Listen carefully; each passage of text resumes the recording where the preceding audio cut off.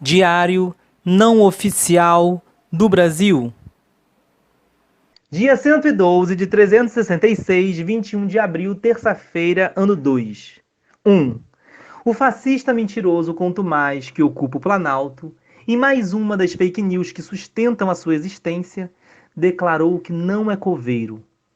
Esta não está somada às 912 declarações falsas ou distorcidas já computadas pelo sítio Aos Fatos.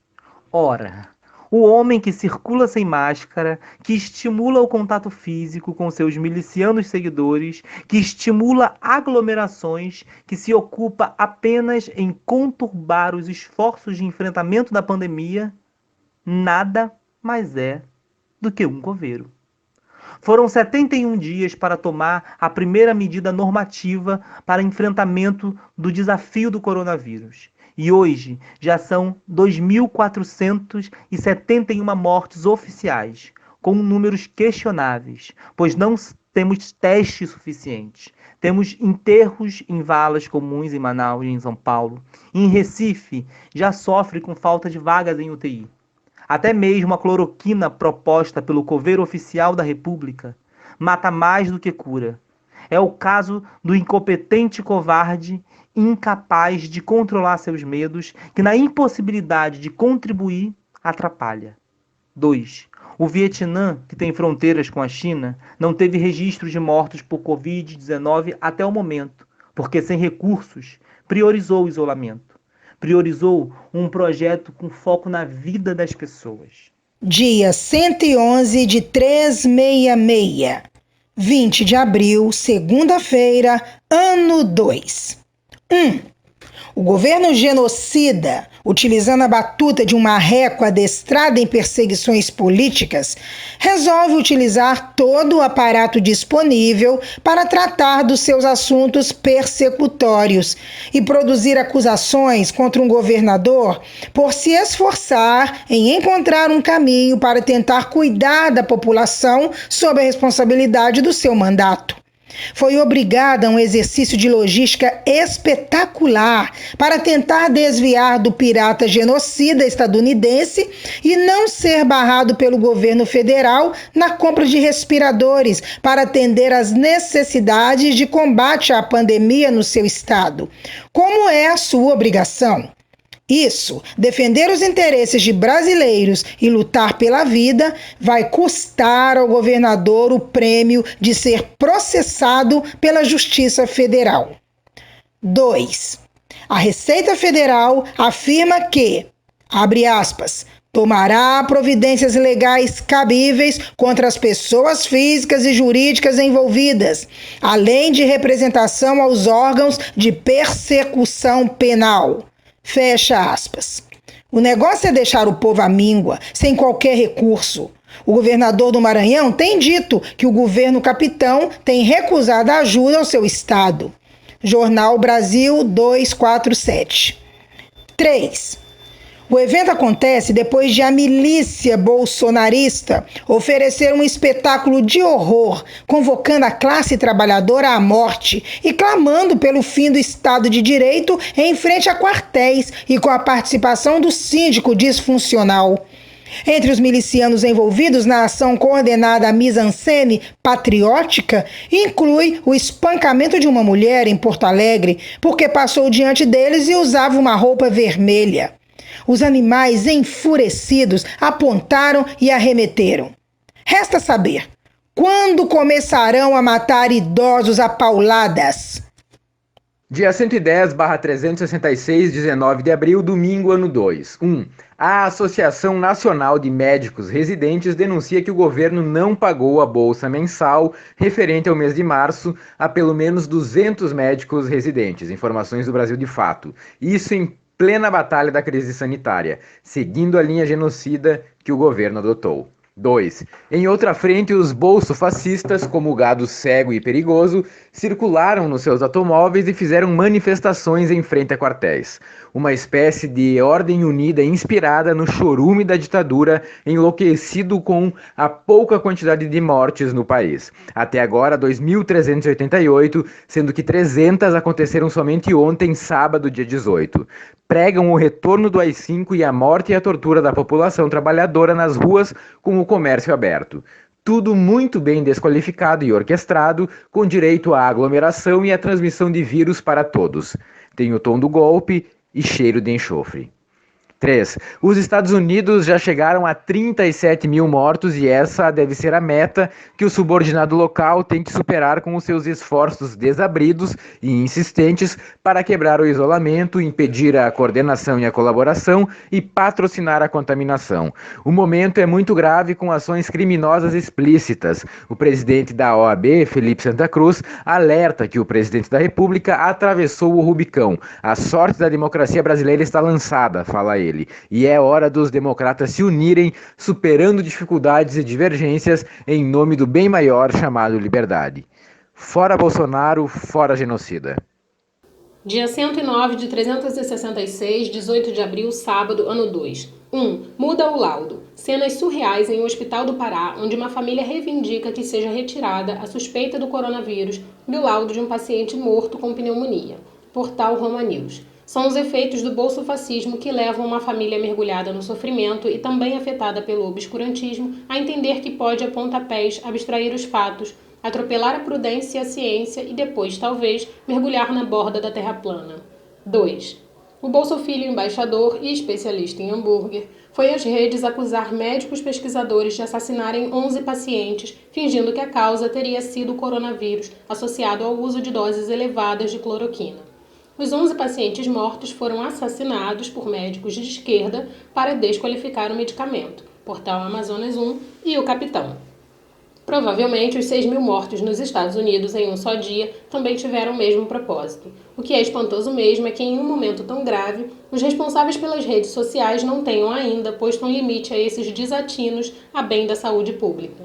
3. A posse do novo ministro da Saúde foi realizada em uma cerimônia pública, sem máscaras, sem luvas, sem distanciamento. É a nova ordem, matar cada vez mais rápido. Já alcançamos o 11º lugar no ranking de mortes pelo coronavírus no mundo, G1.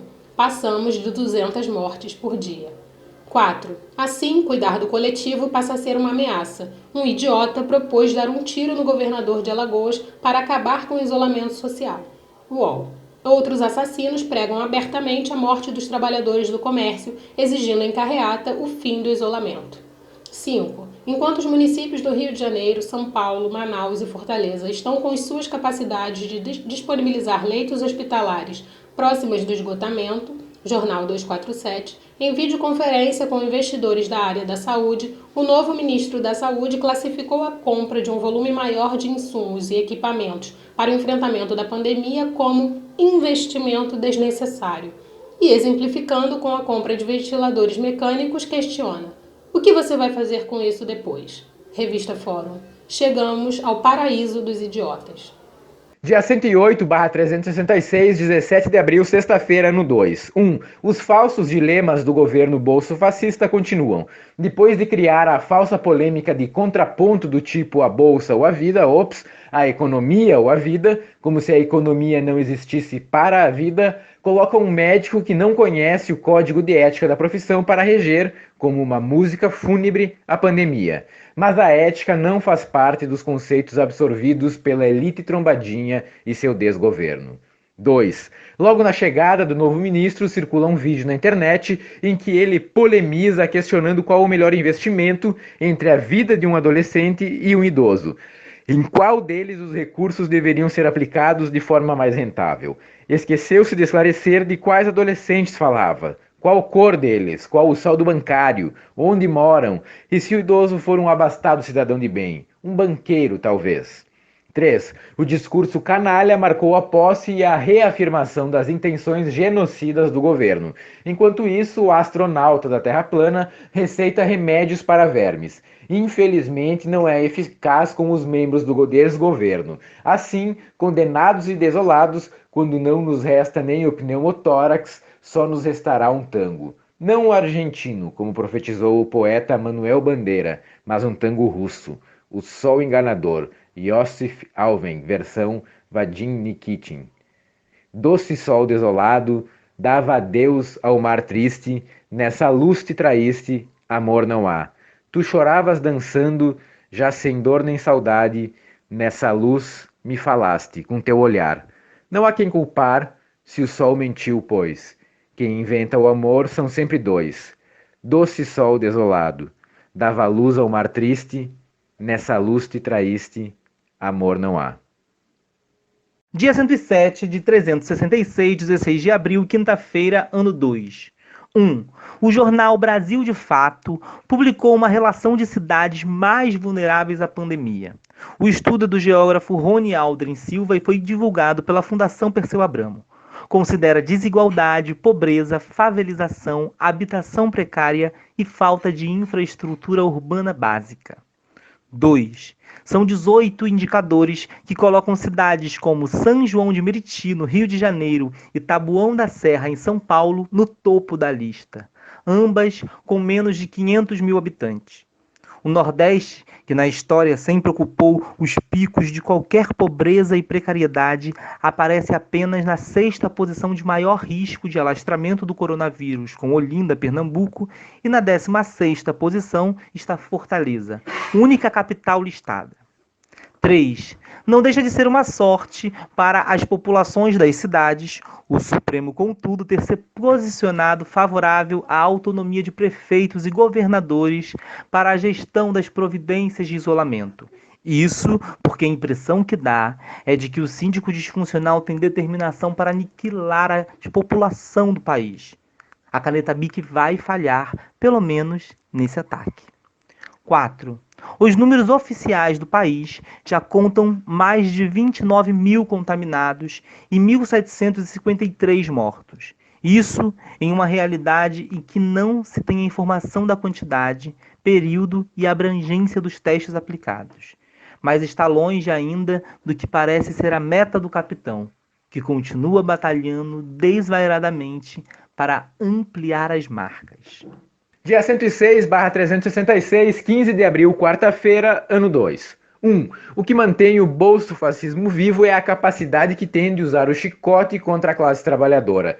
Misto de elite e trombadinha escravocrata, com a milícia do capital, com seus tentáculos com o Supremo contudo, avança como um vampiro sobre cada direito do trabalhador, sobre cada legalidade. Sua representação no Legislativo conseguiu formar maioria e passar a destrutiva carteira verde-amarela e precarizar também o suposto trabalho formal.